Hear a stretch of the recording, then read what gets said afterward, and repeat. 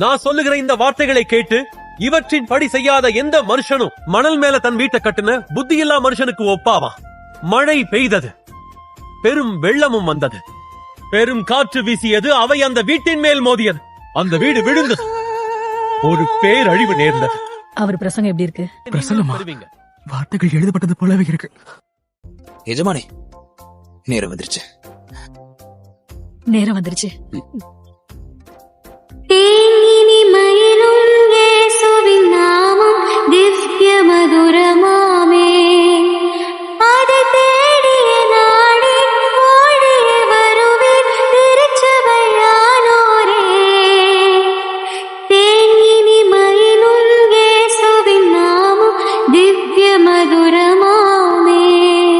கொலை செய்யாதே. கொலை செய்கிற எவனும் தண்டனை தீர்ப்புக்கு ஆளாவான். தம் சகோதரனிடத்தில் கோபம் கொள்கிறவன் தண்டனை தீர்ப்புக்கு ஆளாவான். உங்க வாழ்க்கையை பத்தி கவலைப்படாதீங்க. உயிர் வாழ எதை சாப்பிடுறது, எதை குடிப்போங்கிறத நினைச்சு, உங்க சரீரத்துக்கு எதை உடுத்துவோங்கிறத நினைச்சு கவலைப்படாதீங்க. உண்ணும் உணவை விட உயிர் உயர்ந்தது இல்லையா? வானத்து பறவைகளை கவனிச்சு பாருங்க. அதுங்க விதைக்கிறதும் இல்ல, அறுக்கிறதும் இல்ல, களஞ்சியத்தில் சேர்த்து வைக்கிறதும் இல்ல. ஆனாலும் உங்க பரம பிதா அவைகளை போஷிக்கிறாரு. அவைகளை விட நீங்க மேலானவர்கள் இல்லையா? அதனால எல்லாத்துக்கும் மேல தேவனுடைய ராஜ்யத்தையும் அவரோட நீதியையும் தேடுங்க. அப்போ இது எல்லாமே உங்களுக்கு சேர்த்து கொடுக்கப்படும். அதனால மத்தவங்க உங்களுக்கு செய்யணும்னு விரும்புறதை எல்லாம் நீங்களும் அவங்களுக்கு செய்யுங்க.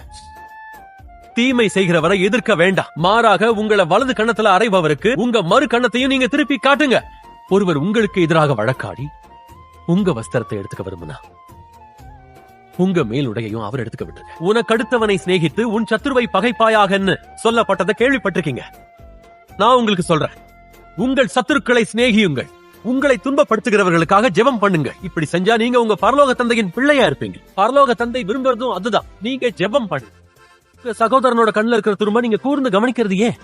ஆனா உங்க கண்ணுல இருக்கிற மரக்கட்டையே கவனிக்காம இருக்கீங்க. நீங்க கேட்கறதுக்கு முன்னாடியே உங்க தேவையை உங்க பிதா அறிந்திருக்கார்.